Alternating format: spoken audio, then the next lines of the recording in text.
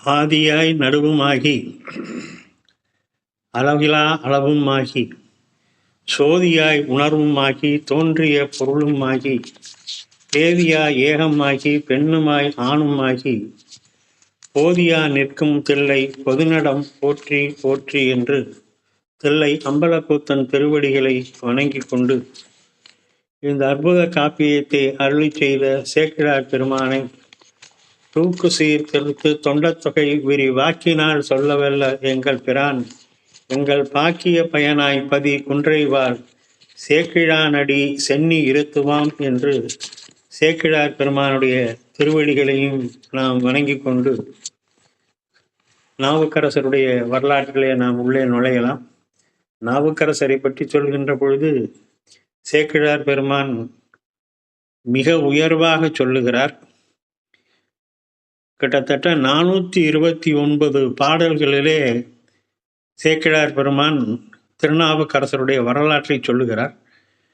இந்த 429 பாடல்களில் கிட்டத்தட்ட ஒரு 400 பாடல்களில் ஒவ்வொரு பாடலிலும் திருநாவுக்கரசரை பற்றி ஒரு அடைன்னு சொன்னால் அது அவருடைய பெயரை ஒரு விளக்கம், ஒரு மதிப்பு கொடுத்து சொல்கிறார். நாவின் தனி மன்னர், நாவுக்கு அரசர், உழவார படையாளி அப்படின்னு அவரை திருநாவுக்கரசர்னு நேரடியாக பேர் சொல்லாமல் அவருக்கு ஒரு சிறப்பு பெயர், பட்ட பெயர்னு சொல்கிற மாதிரி சிறப்பு பெயர் கொடுத்து தான் பாடுகிறார். நம்ம அந்த பாடல்களிலிருந்து இந்த பெயர்களை மட்டுமே பொறுக்கி எடுத்தால் அது ஒரு கிட்டத்தட்ட ஒரு திருசதி மாதிரி ஒரு 300 பெயர்களாவது தேருங்கிறது என்னுடைய ஒரு கணிப்பு. அவ்வளவு ஒவ்வொரு பாடலிலும் நாவுக்கரசரை சொல்கின்ற பொழுது ஒரு சிறப்பு பெயர் கொடுத்து சேக்கிழார் பெருமான் பாடுகிறார். இடையரா பேரன்பும் மழைவாரும் இணைவிழியும் உழவாரத்தின் படையரா திருக்கரமும் சிவபெருமான் திருவடிக்கே பதித்த நெஞ்சும் நடையரா பெருந்துறவும் வாகீச பெருந்தகை இதன் ஞானப்பாடல் தொடையரா செவ்வாயும் சிவவேட பொழிவழகும் துதித்து வாழ்வாம் என்று காஞ்சி புராணத்தில் நாவுக்கரச பெருமானை பற்றி சொல்லப்பட்டிருக்கிறது. அதே போன்று ஒவ்வொரு பாடல்களிலும் சேக்கிழார் அவரை பாராட்டுகிறார். அப்படிப்பட்ட நாவுக்கரசருடைய வரலாற்றை நாம்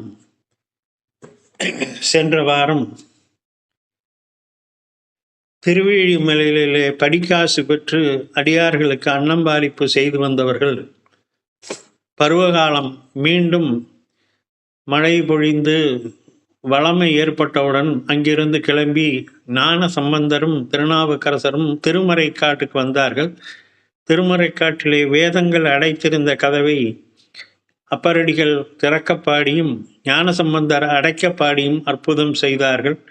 அதற்கு பிறகு அங்கே ஞானசம்பந்தர் அழைப்பதற்கு மதுரையிலிருந்து குளச்சிறையாரும் மங்கையர்க்கரசியாருடைய தூதுவர்கள் அவரை சைவம் தழைக்க சமணத்தை நீக்குவதற்கு மதுரை பாண்டிய நாடு வர வேண்டும் என்று அழைத்தார்கள். அப்பொழுது அப்பரடிகள் சமணர்களுடைய தீய செயல்களை நான் அறிவேன், நாளும் கோலும் சரியில்லை, இப்பொழுது போக வேண்டாம் என்று தடுக்க வேயுறு தோழிவங்கன் மிக நல்ல வீணை தடவி என்ற கோளறு பதிகம் என்ற பதிகத்தை ஞானசம்பந்த பெருமான் அருளி செய்து தான் சென்று சமணருடைய கொட்டத்தை அடக்குவேன் என்று அங்கிருந்து புறப்பட்டு செல்கிறார். அதன் பிறகு வேதாரண்யத்திலிருந்து மீண்டும் இதற்கிடையிலே வேதாரண்யத்திலிருந்து திருவாய்மூருக்கு சிவபெருமான் வர சொல்லி நாவுக்கரசரும் ஞானசம்பந்தரும் திருவாய்மூர் செல்கிறார்கள். மீண்டும் திருமறைக்காட்டிற்கு அங்கிருந்து மறுபடியும் அப்பரடிகள் திருவேழிமலைக்கு செல்லுகிறார். திருவேழிமலையிலே மறுபடியும் சென்று அங்கே சிறிது காலம் தங்கி இருந்து அங்கிருந்து மற்ற தலங்களுக்கு அவர் பயணம் செய்ய தொடங்குகிறார். அப்படி வருகின்ற பொழுது பழையாறை என்று சொல்லக்கூடிய தலத்திற்கு அவர் சேருகிறார். இது பழையாறையில் 2 ஆலயங்கள் இருக்கின்றன. பழையாறை மேற்றளி என்றும் பழையாறை வடதளி என்றும் 2 இருக்கிறது. தேவாரத்தில் ஆறை வடதளி என்று சொல்லுவார்கள். அப்படிப்பட்ட அந்த பழையாறை வடதளியை தரிசிக்க வருகிறார். புத்தகம் வச்சிருக்கிறவங்க திருவாவடுதுறை ஆதீன புத்தகம் பாடல் 1564வது பாடல்லேருந்து இன்றைக்கு நம்ம தொடங்குறோம். புத்தகம் வச்சிருக்கிறவங்க பார்த்துங்க. அந்த பழையாறை வடதளியில் வருகின்ற பொழுது அந்த ஆலயத்தை மறைத்து சமணர்கள் தங்களுடைய பள்ளியை, தங்களுடைய ஆலயத்தை கட்டியிருக்கிறார்கள். அதனாலே சிவாலயம் மறைக்கப்பட்டு சமணர்களுடைய அந்த சமண பள்ளி தான் அங்கே காட்சி கொடுக்கிறது. இந்த விவரத்தை அங்கே தெரிந்து கொண்டார் திருநாவுக்கரசர்.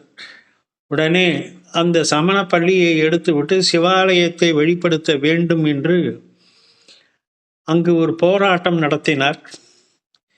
வரலாற்றில் முதலாக உண்ணாவிரதம் என்று சொல்லக்கூடிய அறப்போராட்டத்தை நாவுக்கரச பெருமான் தான் தொடங்கி வைக்கிறார். அந்த பழையாறையில் அங்கே பெருமானை வெளிப்படுத்த வேண்டும் என்று அமுது செய்யாதே அவர் இருந்தார் என்று சேக்கிழார் பெருமான் காட்டுகிறார்.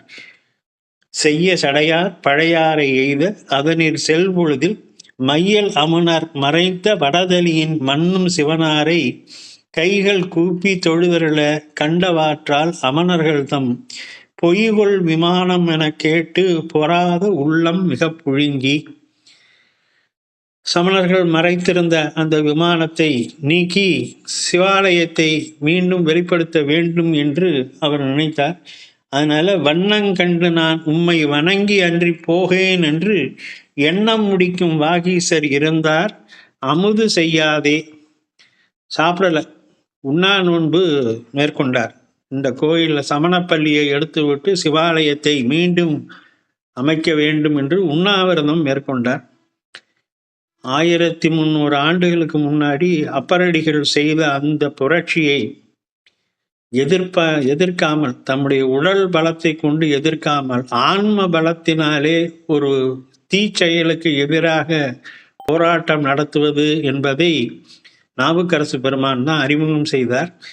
இந்த யுக்தியை தான் இன்றைக்கு 20ஆம் நூற்றாண்டிலே காந்தியடிகள் இந்திய சுதந்திர போராட்டத்திற்கு வருகின்ற பொழுது இந்த சத்தியாகிரகம் என்று சொல்லக்கூடிய போராட்டத்தை கையில் எடுத்துக்கொண்டார். வலிமை மிக்க வெள்ளைக்காரர்களை எதிர்த்து போரிடாமல் சத்தியாகிரகம் என்று சொல்லி நம்மை நாமே வருத்தி கொள்வது என்று சொல்லக்கூடிய வகையில் உண்ணா நோன்பு இருந்தார். அந்த உப்பு சத்தியாகிரகம் என்று சொல்வார்கள், வெள்ளையனே வெளியேறு என்று சொல்லுவார்கள். இப்படிப்பட்ட போராட்டங்கள் எல்லாம் அறவழியிலே காந்தியடிகள் நடத்தினார். அதற்கு முன் உதாரணமாக நமக்கு காண்பிக்கக்கூடியவர் அப்பரடிகள். இப்படி அவர் அமுது செய்யாதே, உணவு உண்ணாமல் உண்ணாவிரதம் மேற்கொண்டிருந்த பொழுது அந்த சிவபெருமானுக்கு அது தாங்கலையாம். அதனால என்ன செய்தார், சிவபெருமான் மன்னனுக்கு கனவில் அருள் செய்கின்றார். அந்த தேசத்தை ஆண்ட மன்னனுடைய கனவிலே சென்று அறிவில் அமனர் நம்மை மறப்ப இருந்தோம், சமணர்கள் என்னை மறைத்திருக்கிறார்கள் என்று அடையாள குறிகள் அருள் செய்து தான் எங்கே இருக்கிறேன் என்பதை அந்த அரசனுக்கு புரியுமாறு கனவிலே ஒரு அடையாளங்களை சொல்லி நம்மை அரசு கும்பிடுவான், அரசுங்க இங்கே திருநாவுக்கரசர் சொல்ற, நம்மை அரசு கும்பிடுவான் நெறியில் அமணர் தமை அழித்து நீக்கி போக்கென்று அருள் புரியார். இந்த மாதிரி சமணர்கள் நம்மை மறைத்திருக்கிறார், நான் உள்ள இங்கே இந்த இடத்துல இருக்கேன், அதை சமணர்கள் பள்ளியை கட்டி மறைத்திருக்கிறார்கள், திருநாவுக்கரசு நம்மை வழிபடணும், அதனால் அதை நீக்குவாய் என்று சிவபெருமான் மன்னனுடைய கனவிலே சென்று அதை சொன்னாராம். அந்த செய்தியை அவன் மறுநாள் மந்திரிகள் இடத்திலே தெரிவிக்கிறான். எல்லோருமாக சென்று அந்த ஆலயத்தை பார்க்கின்ற பொழுது சிவபெருமான் சொன்ன அதே அடையாளங்களுடன் அருள் செய்த அடையாளத்தின் வழிகண்டு குண்டர் செய்த வஞ்சனையை குறித்து வேந்தன் குலவு பெறும் தொண்டர் தம்மை அடிவணங்கி தொக்க அமனர் தூர் அறுத்தான். இப்போ அரசன் வந்து பார்த்தான், சிவபெருமான் கனவுல சொன்ன மாதிரியே அங்கே சிவாலயம் மறைக்கப்பட்டு சமணர்களுடைய அந்த பள்ளி அங்கே இருந்தது. அவன் உடனே திருநாவுக்கரசு பெருமானை வந்து வணங்கி அந்த சமண பள்ளியை அழித்து சிவாலயத்தை வெளிப்படுத்தினான். அந்த சமணப்பள்ளியில் 1000 சமணர்கள் இருந்தார்களாம். ஆணை இனத்தில் துகைப்புண்ட அமணர் 1000 மாய்ந்ததற்பின் அந்த 1000 பேரையும் அங்கிருந்து அவன் வெளியேற்றி அந்த சமணப்பள்ளியை மீண்டும் சிவாலயமாக ஆக்கினான். மேன்மை அரசன் ஈசருக்கு விமானமாக்கி அந்த ஆலயத்தை அவன் மீண்டும் கட்டினான். விளக்கிய பின் ஆன வழிபாட்டு அர்ச்சனைக்கு நிபந்தம் எல்லாம் அமைத்து இறைஞ்ச ஞான அரசும் புக்கிரஞ்சி நாதர் முன்பு போற்றுவார். அப்போ மீண்டும் சிவாலயமாக அதை புதுப்பித்து அங்கே அர்ச்சனைகள் மற்றும் விழாக்கள் நடப்பதற்கு நித்திய பூசைகள் நைமித்திய பூசைகள் செய்வதற்கெல்லாம் அந்த அரசன் ஏற்பாடு செய்தான். நாவுக்கரசர் சென்று வணங்கி வழிபட்டு பதிகங்கள் பாடினார். அந்த அமணர்கள் எல்லோரையும் அவன் அங்கிருந்து விரட்டி விட்டான். தலையின் மயிரை பறித்து உண்ணும் சாதி அமணர் மறைத்தாலும் நிலையிலாதார் நிலைமையினால் மறைக்க ஒண்ணுமோ என்னும் விலையில் வாய்மை குறுந்தொகைகள் விளம்பி புறம்புந்து அங்கமர்ந்தே இலைகுள் சூழப்படையார் சேர் இடங்கள் பெறவும் தொட அணிவார். படையாறையிலே இந்த அற்புதத்தை செய்து உலகிற்கு உண்ணா நோன்பு என்கின்ற ஒரு புதிய செயல்முறையை காண்பித்த பிறகு அங்கிருந்து மேலும் பக்கத்தில் இருக்கக்கூடிய தலங்களை எல்லாம் அவர் சென்று அங்கே வழிபட்டார். இப்படி கொஞ்சம் ஒவ்வொரு இடமாக பார்த்து கொண்டு வருகின்ற போது திரு ஆனைக்காவிற்கு வந்து சேர்ந்தார். அங்கே திரு ஆனைக்கா என்பது சிலந்தியும் யானையும் வழிபட்டது. அந்த வரலாறு எல்லாருக்கும் தெரியும். அங்கே சிலந்திக்கு அருளும் கழல் வணங்கி செஞ்சொல் மாலை பலவாடி பதியங்களை எல்லாம் அருள் செய்த பிறகு திரு எறும்பியூர் தரிசனம் செய்தார். திருச்சிராப்பள்ளிக்கு தரிசனம் செய்தார். கற்குடியை தரிசனம் செய்தார். திருப்பராய்த்துறை என்று சொல்லக்கூடிய தலத்திற்கும் சென்று அவர் தரிசனம் செய்தார். இந்த திருப்பராய்த்துறை தரிசனம் செய்த பிறகு மேலும் அவர் மேற்கு நோக்கி வருகின்ற பொழுது உற்ற அருளால் காவிரியை ஏறி ஒன்னார் புறம் எரிய செற்ற சிலையார் திருப்பைநீலியினை சென்று சேர்கின்றார். திருப்பைநீலி என்ற தலத்திற்கு அவர் வந்து சேருகிறார். இங்கே பெருமான் ஒரு அற்புதத்தை அவருக்கு செய்கிறார். வழி போகும் பொழுது மிக இளைத்து வருத்தமுற நீர் வேட்கையோடும் அழிவாம் பசி வந்து அணைந்திடவும் அதற்கு சித்தம் அலையாதே மொழிவேந்தரும் முன் எழுந்தருள முருகார் சோலை பைங்கீலி விழி ஏந்திய நெற்றியினார் தம் தொண்டர் வருத்தம் மீட்பாராய். அப்படி திருப்பைங்கீலிக்கு அவர் வருகின்ற பொழுது நல்ல கோடை காலம். இந்த பாடலை பார்க்கின்ற பொழுது அவர் வந்து அடியார்கள் கூட்டம் இல்லை, அவர் மட்டும் தனியாக வந்ததாக தெரிகிறது. ஏன்னா இதில் அடியார்கள் கூட வந்தார்கள்ங்கிற மாதிரி எதுவும் சொல்லலை சேக்கிழார். தனித்து அவர் வருத்தப்பட்டு வருகிற வெயிலுடைய வேட்கையினாலும் நடந்து வருகின்ற அந்த களைப்பினாலும் வழி போகும் பொழுது மிக இளைத்து வருத்தம் உற நீர் வேட்கையோடும் ஒரே தாகமாக இருக்கு. இப்போ கோடை காலமாக இருந்திருக்கணும். நல்ல தாகத்துடனும் நல்ல பசியோடும் அழிவாம் பசி வந்து அணைந்திடம். அந்த பசியினால அவருடைய சித்தம் அலையாது. பசியினால நம்ம வழக்கு சொல்லுவாங்க, பசி வந்திட பத்தும் பறந்து போகும்னு ஒரு பழமொழி இருக்கு. மானம் புகழ் வீரம் வெட்கம் குடி பிறமை பிறப்பு கல்வி இந்த மாதிரி 10 விஷயமான நல்ல விஷயங்கள் கூட வயிற்றிலே பசி வந்து விட்டால் அதெல்லாம் மறந்து போகும். அதை பற்றி யாரும் கவலைப்பட மாட்டாங்கன்னு. ஆனால் இவருக்கு அப்படி இல்லையா, சித்தம் அலையாதே. அவர் அதனால் இது பண்ணலை. ஆனால் பசி ரொம்ப கடுமையாக பசிக்கிறது, கடுமையாக நீர் வேட்கையாக இருக்கிறது, ஒரே கோடையாக இருக்கிறது, வெயிலாக இருக்கிறதாம். இப்போ யாருக்கு கவலை வந்ததுன்னா சிவபெருமானுக்கு கவலை வந்துட்டான்.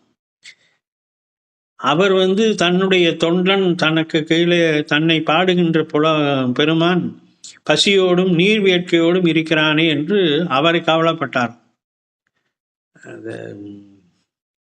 முதலாவது பாடல்லையே சொல்வார், தன்னை அடைந்தார் வினை தீர்ப்பதென்றோ தலையாயவன் தன்கடன் ஆவதுதான்னு கூற்றாயினவாறு பதிகத்திலேயே சொல்வார். என்னை காப்பாற்ற வேண்டிய பொறுப்பு உன்னுடையது, தன்னை அடைந்தார் வினை தீர்ப்பதென்றோ அப்படின்னு சொல்லுவார். அந்த மாதிரி இப்போ இவருக்கு பசியும் தாகமும் உடல் இளைப்பும் ஏற்பட்ட பொழுது பெருமானுக்கு அது கவலையாக இருந்ததாம். அதனால முன் எழுந்தருள முருகார் சோலை பைங்கீலி விழி ஏந்திய நெற்றியினார் தான் தொண்டர் வருத்தம் மீட்பாராய். இப்போ அவர் நினைச்சாரு இவருடைய வருத்தத்தை தீர்க்க வேண்டும் என்று காவும் குளமும் முன் சமைத்து காட்டி வழிபோம் கருத்தினால் மேவும் திருநீற்று அந்தணராய் விரும்பும் பொதிசோறும் கொண்டு நாவின் தனி மன்னவர்க்கு எதிரே நன்னி இருந்தார் விண்ணின் மேல் தாவும் புல்லும் மண் கிழிக்கும் தனி ஏனமும் காண்பறியவர் தான். பெருமான் என்ன செய்தாராம்? காவும் குளமும், ஒரு நல்ல நன்னீர் குளத்தை உருவாக்கினார். அதுக்கு பக்கத்துல நல்ல மரங்கள் கொண்ட ஒரு சோலை மாதிரி, ஒரு சின்ன பார்க் மாதிரி, ஒரு சின்ன சோலைகள், மரங்கள், மர நிழல் அங்கே இருக்கிற மாதிரியும், நல்ல குடிக்கின்ற நல்ல நீர் அமைந்த ஒரு குளமும் காவும் ரெண்டையும் ஏற்படுத்திட்டு திருநீர் அணிந்த நல்ல ஒரு அந்தணராக புளிசோறு, நல்ல பொதிசோறு, நம்ம கட்டுச்சோறுன்னு சொல்லுவோம் இல்லையா, அந்த மாதிரி கட்டுச்சோறு கட்டி அந்த பாத்திரத்தை கையில் வைத்து கொண்டு இவர் அங்கே காத்துக்கிட்டு இருக்கார். அப்பரடிகள் வர வேண்டும் என்று பெருமான் சிவபெருமான் காத்திருக்கிறார். அதான் இங்கே நம்ம கவனிக்க வேண்டியது. அடியார்கள் துயர் தீர்ப்பதற்கு ஆண்டவன் தயாராக இருக்கிறான். ஆனால் அடியார்கள் ஆண்டவனிடத்திலே சென்று சரணடைவதற்கு தயாராக இல்லை. இப்போ அப்பரடிகளுடைய பசி தீர்ப்பதற்கு சிவபெருமான் பொதிசோறு கட்டி குளம் வெட்டி கா வைத்து மரங்களை வைத்து அவன் காத்துக்கிட்டு ரெடியாக உட்கார்ந்துருக்கான். அந்த மாதிரி இதே மாதிரி சம்பவம் சுந்தரர் பெருமானுடைய வரலாற்றிலே நடக்கும். குருகாவூருக்கு செல்லுகின்ற பொழுது சிவபெருமான் அங்கே அப்பரடிகளுக்கு செய்தது போலவே குளம் வெட்டி மரம் நட்டு அங்கே அவருக்கு சாப்பாடு கட்டி கொண்டு ரெடியாக இருப்பான். குருகாவூர் வெள்ளடை நீ என்று தன்னுடைய பதிகத்தில் அவர் அதை பதிவு செய்வார். அந்த மாதிரி இங்கே நாவின் தனி மன்னர், இப்பதான் சொன்னேன், இந்த நாவுக்கரசரை பற்றி ஒவ்வொரு பாட்டிலையும் ஒவ்வொரு பெயர் சொல்வார். இந்த பாட்டில் சொல்றாரு பாருங்க, நாவின் தனி மன்னவராம். திருநாவுக்கரசுங்கிற பேர் சொல்லாம அவருடைய சிறப்பாக அவருக்கு அடையாளம் சொல்கிறார். நாவின் தனி மன்னவர். அவருக்கு எதிரே அவர் வர்றத வழியை பார்த்துட்டு, அந்த ரோட்டையே பார்த்துட்டு, நாவுக்கரசன் நடந்து வர்ற பாதையை பார்த்துக்கிட்டு கையில் பொதிசோறு கட்டுச்சோறு கட்டி வைத்து கொண்டு சிவபெருமான் காத்திருந்தாராம். அவர் எப்பேற்பட்டவர் சிவபெருமான்னா இந்த சிறப்பு சொல்றார். அதாவது மாலும் அயனும் காணாத சிவபெருமான். பெருமானுடைய சிவபெருமானுடைய எளிமை, இந்த சௌலபியம் என்று சொல்வார்கள். வைணவர்கள் சொல்லுகின்ற பொழுது சௌலபியம் என்று சொல்லுவார்கள். பெருமானுடைய அந்த கீழிறங்கி வருகின்ற கருணை தன்மைக்கு சௌலபியம்னு பேர். அவனை வணங்குகின்ற அடியார்கள் எவ்வளவு தாழ்ச்சியோடு இருக்கிறார்களோ அதை விட தாழ்ச்சியாக அவன் இருப்பான், பெருமான் இருப்பார். ஏனம்னா பன்றியாக திருமாலும், பறவையாக புல்லும்னா பறவை, புல்லுமாக பிரமனும் அடியும் முடியும் காணாத அந்த பெருமான் இப்போ எங்க இருக்கிறான்னா கையில் ஒரு கட்டுச்சோறு கட்டிக்கிட்டு நாவுக்கரசர் வருகின்ற அந்த பாதையை உற்று உற்று பார்த்து கொண்டு இருக்கிறான். அதுதான் அந்த பெருமையை சொல்கிறார். அப்பேற்பட்ட பெருமான் இவருக்காக காத்து நிற்கிறான். அங்கன் இருந்த மறைவாள் ஆண்ட அரசும் எழுந்தார். இப்போ நாவுக்கரசர் வந்துட்டாரு. இவர் அந்தனர் அவரை பார்க்கிறாரு. இருவரும் ஒருவர் பார்த்து கொள்ளும் போது அந்தனர் சொல்றாரு, வெங்கன் விடை வேதியர் நோக்கி மிகவும் வழிவந்து இளைத்து இருந்தீர். ஐயா, ரொம்ப கஷ்டப்பட்டு வெயிலில் வந்திருக்கீங்க, ரொம்ப சோர்வாக இருக்கீங்க, ரொம்ப இழப்பாக இருக்கீங்க, ரொம்ப பசியோடு இருக்கிற மாதிரி தெரியுது. அதனால இங்கு என்பாலே பொதிசோறு உண்டு, இதனை உண்டு தண்ணீர் இப்பொங்கு குளத்தில் குடித்து இளைப்பு போக்கி போவீர் என புகன்றார்.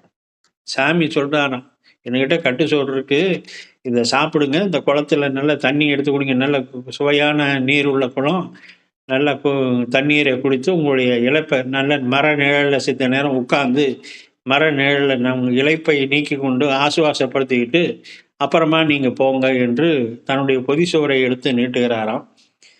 இப்போ பெருமான் இதை கொடுக்கிறார்.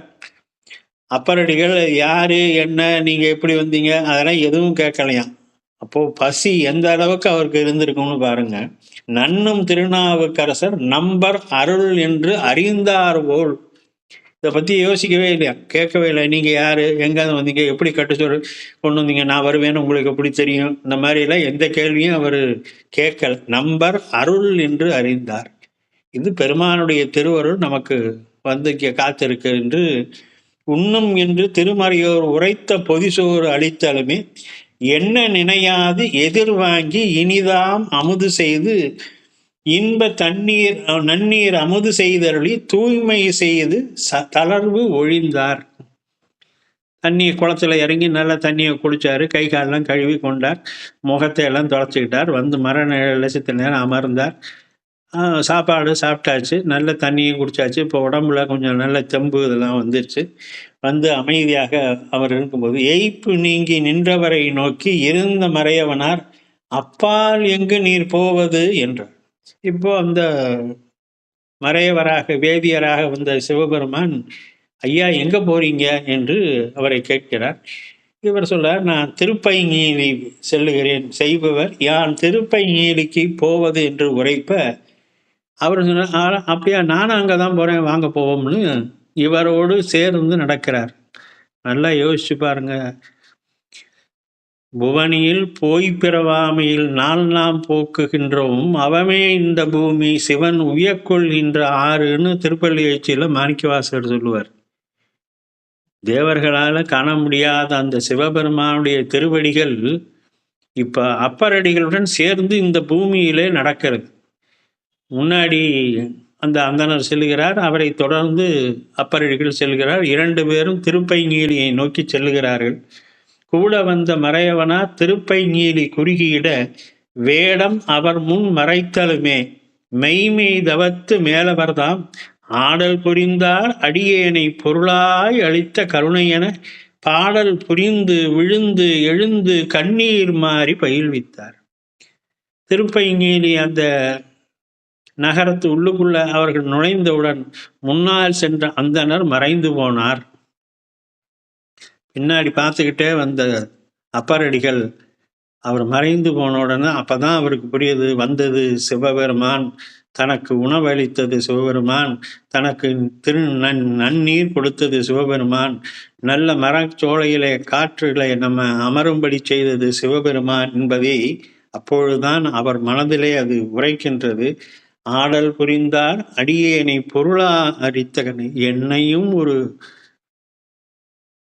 இதா நினைத்து நீ கருணை செய்திருக்கிறாயே என்று புரிந்து விழுந்து எழுந்து கண்ணீர் மாறி விழுந்து அப்படியே கண்ணிலேருந்து தண்ணீர் சொட்டு, பெருமானே இது உன் திருவருளா, இது உன் திருவருளா, இது உன்னுடைய கருணையா, இந்த கருணை செய்வதற்கு நான் என்ன தவம் செய்தேன், 50 ஆண்டு காலம் சமணர்களுடைய இதிலிருந்து உன்னை தூற்றினேன் ஒழிய உன்னை பாராட்டவில்லையே, இந்த கருணை எனக்கு நீ இவ்வளவு அளித்திருக்கிறாயே என்று அழுதார். பைங்கீழியினில் அமர்ந்தருளும் பரமர் கோயில் சென்றெய்தி மைங்கீழத்து மணிகண்டர் தம்மை வணங்கி மகிழ் சிறந்து திருப்பைங்கீழி ஆலயத்திற்கு செல்கிறார். பெருமானை நினைந்து அவர் செய்த அந்த கருணை திறத்தை வியந்து பதியங்கள் பாடுகிறார். அதன் பிறகு அங்கிருந்து பக்கத்தில் இருக்கக்கூடிய சில நிதிகளும் இந்த ஐயர் மலை என்று சொல்லக்கூடிய அந்த பகுதி, பக்கத்தில் இருந்தக்கூடிய மற்ற சில தலங்களை எல்லாம் அவர் தரிசனம் செய்து கொண்டு மாதுவோர் பாகர் அருளாலே வடவாள் நோக்கி ஆதிதேவர் அமர்ந்த திரு அண்ணாமலையை நன்னினார். திருவண்ணாமலைக்கு அவர் வந்து சேருகிறார். திருவண்ணாமலையிலே அங்கே இருக்கக்கூடிய பெருமானை அவர் வணங்கி அங்கன் அரசை தொழுது எழுந்து திளைத்து திருநாவுக்கரசர் தங்கு பிறப்பே வீட்டினுக்கு வேளாம் பெருமை சாதித்தார். இந்த வீட்டுக்கு வீடு பேர் அடைவதற்கு துணையாக இருக்கக்கூடிய இந்த பிறப்பு தான் பெரும் பிறப்பு என்று அவர் அண்ணாமலையாரை வணங்கினார். அண்ணாமலை மேல் அணிமலையை ஆறா அன்பின் அடியவர்தம் கண்ணார் அமுதை விண்ணோரை காக்க கடலில் வந்தெழுந்த உண்ணா நஞ்சம் உண்டானை கும்பிட்டு உருகும் சிந்தையுடன் பன்னார் பதிகத் தமிழ்பாடி பணிந்து பரவி பணி செய்தார். திருவண்ணாமலை பெருமான மேலே திருக்குறுந்தொகை திருநேரிசை பதிகங்களை எல்லாம் பாடி பூவார் மலர் கொண்டு அடியார் தொழுவார் புகழ்வார் வானோர்கள் என்று சொல்லக்கூடிய அது மாதிரி அந்த பதிகங்களை எல்லாம் பாடி அங்கே தொண்டு செய்கிறார். இங்கே சொல்லுகின்ற பொழுது இதில் ஒரு குறிப்பு என்ன தெரியும்னா, திருவண்ணாமலை மலை மேலே ஏதோ ஒரு ஆலயம் அவர் காலத்தில் இருந்திருக்கணும்னு தெரியுது. அண்ணாமலை மேல் அணிமலையை ஆரம்பின் அடியவர் தாம் என்று சொல்லுகிறார். அப்போ இன்றைக்கு நம்ம பார்க்கின்ற கீழே இருக்கக்கூடிய மலைக்கு கீழே இருக்கக்கூடிய ஆலயம் இல்லாமல் மலையின் மேலேயும் கூட ஒரு ஆலயம் இருந்திருக்கலாம். அதை சென்று மலை மேலே ஏறி சென்று அவர் வணங்கி இருப்பார் என்று தெரிகிறது. இன்னும் உறுதிப்படுத்தணும். அப்போ அந்த மாதிரி திருவண்ணாமலையில் சிறிது நாட்கள் தங்கியிருந்து தொண்டு செய்த பிறகு தொண்டை திருநாட்டின் அணைவதற்கு தொண்டை நாட்டிற்கு செல்வதற்கு முயற்சி செய்கிறார்.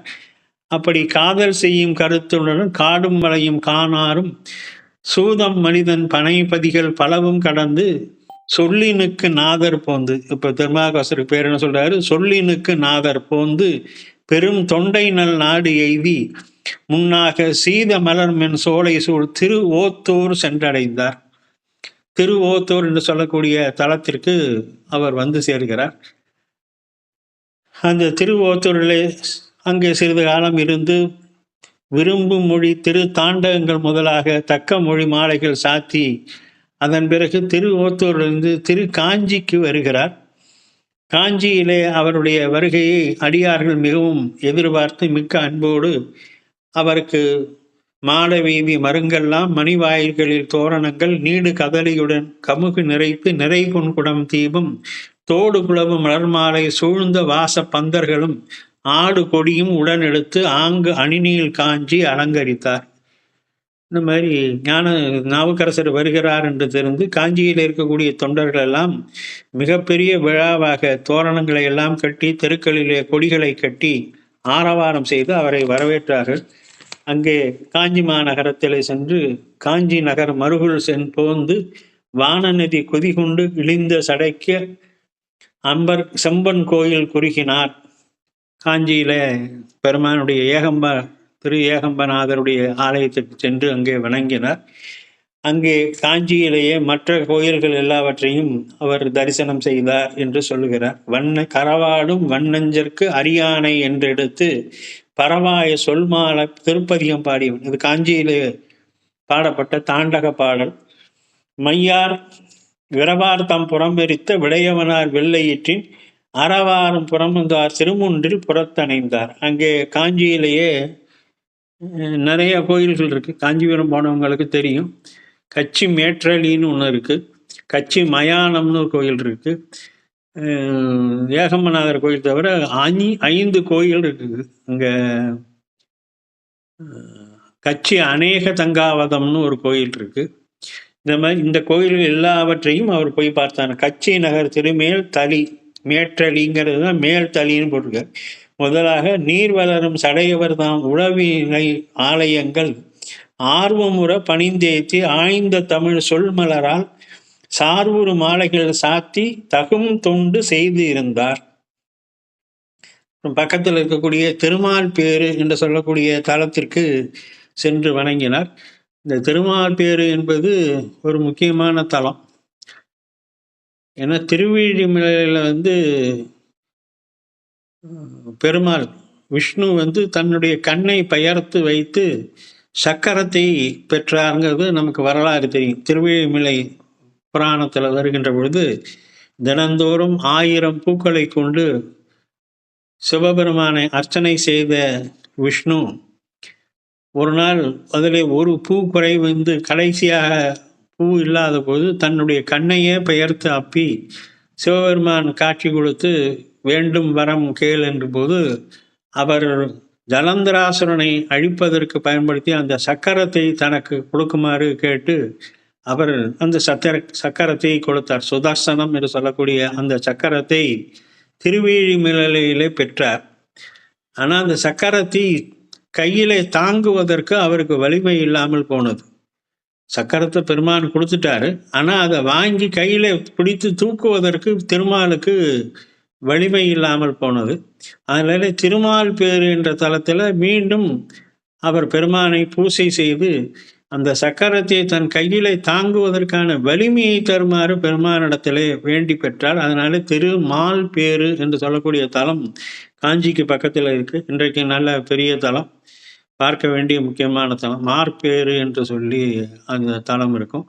அந்த தலத்திற்கு சென்று பாடுகிறார். மண்ணு திருமார்பேறு வந்து அணைந்து தமிழ் பாடி சென்னிமிசை மதிபுனைவார் பதிபலவும் சென்றிறைஞ்சி துண்ணினார் காஞ்சியினை தொடர்ந்து பெருங்காதனர். அப்படி காஞ்சிக்கு பக்கத்தில் இருக்கக்கூடிய பல இடங்களுக்கு சென்று பாடி வந்தார். அவர் எங்கெங்கெல்லாம் போடினார் அப்படிங்கும் பொழுது வன்பார்த்தான் பனங்காட்டூர், திருமாகரல், திரு இளைச்சுரம், திரு கச்சூர் ஆலக்கோயில் என்று சொல்லக்கூடிய தலங்களை எல்லாம் அவர் சென்று பாடினார் என்று தெரிய வருகிறது. திருக்கச்சி ஏகம்பம் பணிந்து ஏத்தி திங்களார் நெருக்க செஞ்சடைக்கு அணிந்தார் நீடுபதி தொழ நினைவார் வருக்கை செஞ்சுளை பொழி தேன்வயல் விளைக்கும் நாட்டிடை போய் பருக்கத்தின் களிற்று உரியார் கழுக்குன்றின் பாங்கணிந்தார். இப்பொழுது காஞ்சிபுரத்துக்கு பக்கத்தில் இருக்கக்கூடிய தலங்களை எல்லாம் தரிசித்த பிறகு அவர் திருக்கழுகுன்றத்துக்கு வருகிறார். இந்த திருக்கழுகுன்றத்தை பற்றி சொல்லுகின்ற பொழுது அந்த மலையின் சிறப்பை சேர்க்கிறார். இங்கே அற்புதமாக சொல்கிறார். வருக்கை செஞ்சுளை பொழி தேன் வயல். வருக்கை என்று சொன்னால் நம்ம பக்கத்தில் வேர்பலான்னு சொல்லுவோம். பலா மரத்தினுடைய ஒரு வகை வருக்கை பலா என்பது. மரத்தினுடைய அந்த வேர் பகுதி, கீழ் அடி தண்டு வேர் பகுதியிலேருந்தே பழங்கள் காய்க்கும். மேலே உச்சியில் இருக்காது. கீழே அடி மரத்தில் அந்த இது இருக்கும். இன்னும் சில இடங்களில் பார்த்தா பூமிக்கு கீழே இருக்கும். மரத்தினுடைய அந்த வேர் கீழேயே பழங்கள் காய்த்து வேற மண்ணை கலரிக்கிட்டு மேலே வரும் பழங்கள். அந்த மாதிரி வருக்கை பழம் நிறைந்திருக்கக்கூடியது. அதுலேருந்து அந்த பலாப்பழம் வெடித்து அந்த உள்ளே இருக்கக்கூடிய சுளையிலிருந்து தேன்கள் வடிகிறது. அப்படிப்பட்ட வயல், அந்த தேன் விளைந்து அந்த வயல்லாம் நெல் விளையுதான். பலாமரத்தினுடைய சாறினுடைய அந்த தண்ணீரினாலேயே வயலில் நெல் விளைகிறதாம். அப்படிப்பட்ட வயல் விளைக்கும் நாட்டிடை அது அந்த மாதிரி நிறைந்த அந்த திருக்கழுகுன்றத்திற்கு அவர் அங்கு சென்றார். நீடு திருக்கழுக்குன்றில் நிறுத்தனார் கழல் வணங்கி பாடு தமிழ் தொடை புனைந்து பாங்கு பல பதிகளிலும் சூடும் இளம்பெறை முடியார் தம்மை தொழுது போற்றி போய் மாடு பெருங்கடல் உடுத்த வான்மியூர் மருங்கணைந்தார். அங்கே தரிசனம் செய்து கொண்டு இப்படி கொஞ்சம் கொஞ்சமாக சென்னைக்கு அருகிலே திருவான்மியூர் என்ற தலத்திற்கு சேர்ந்தார். வான்மியூர் என்பது திருவான்மியூர் என்பது. அந்த திருவான்மியூரில் எங்கள் சாமிக்கு பேர் மருந்தீசர்னு பேர். அதை சொல்கிறார். திருவான்மியூர் மருந்தை சேர்ந்து பணிந்து அன்பினோடும். மருந்துங்கிறது திருவான்மியூருடைய சுவாமியுடைய பெயர் மருந்தீசர். இப்போ நம்ம பக்கத்தில் இங்கே மருங்கப்பள்ளம்ங்கிற தலத்தில் இருக்கிற சாமிக்கும் மருந்தீசருங்கிறதுக்கு தான் பேர். அது மாதிரி சென்னையில் திருவான்மியூரில் இருக்கக்கூடிய சுவாமி பெயர் மருந்தீசர் என்பது. அங்கே சென்று மருந்தை சேர்ந்து பணிந்து பெருவாய்மை தமிழ் பாடி மருங்கெங்கும் சிறப்பறுத்து தருவாசம் கோயில் பல சார்ந்து இறைஞ்சி மயிலாப்பூர் வந்தடைந்தார். திருவான்மியூர்லேருந்து மயிலாப்பூருக்கு வருகின்றார். மயிலாப்பூரிலிருந்து அடுத்ததாக திரு ஒற்றியூருக்கு வருகிறார். அந்த பாடலை சொல்கின்ற போது உறைவலர் மாலைகள் அணிவித்து உழவார படையாளி. நான் சொன்ன மாதிரி இங்கே பாருங்க, இப்போ திருப்பி அவருக்கு ஒரு டைட்டில் கொடுக்கிறார். அவருக்கு சிறப்பு பெயர் உழவார படையாளி என்று திருநாவுக்கரசரை சொல்லுகிறார். திரைவலர் வேலை கரை போய் திரு ஒற்றியூர் சேர்ந்தார். கடற்கரை ஓரமாகவே சென்று, திருவான்மியூரும் கடற்கரை ஓரத்தில் இருக்குது, திரு ஒற்றியூரும் கடற்கரை ஓரத்தில் தான் இருக்குது. அப்படி கடற்கரை ஓரமாகவே சென்று திரு ஒற்றியூர் சென்று அங்கே இருக்கக்கூடிய பெருமானை படம்பக்கநாதரையும் அங்கே வழிபாடு செய்து அங்கே பாடல்கள் பாடுகிறார். திருநாவுக்கரசரும் அத்திருவொற்றியூர் அமர்ந்த பெருநாக தின்சலையார் கோபுரத்தை இறைஞ்சி புக்கு ஒருஞான தொண்டருடன் உருகி வனம் கொண்டு அடியார் கருணாமம் தவிர்ப்பாரை கைதொழுது முன் வீழ்ந்தார். அப்படி திருவொற்றியூரில் சில காலம் தங்கியிருந்து அங்கே பெருமானுக்கு பல பாடல்களை பாடி அவர் அங்கு இருந்து வருகின்றார். அதன் பிறகு அவர் அடுத்து எங்கு சென்றார், தொடர்ந்து அவருடைய சரிதம் என்ன என்பதை நாம் தொடர்ந்து அடுத்த வாரத்தில் பார்க்கலாம். என்றும் இன்பம் பெருகும் இயல்பினால் ஒன்று காதலித்து உள்ளமும் ஓங்கிட மன்றுளார் அடியாரவர் வான்புகழ் நின்றதெங்கும் நிலவி உலகலாம். திருச்சிற்றம்பலம்.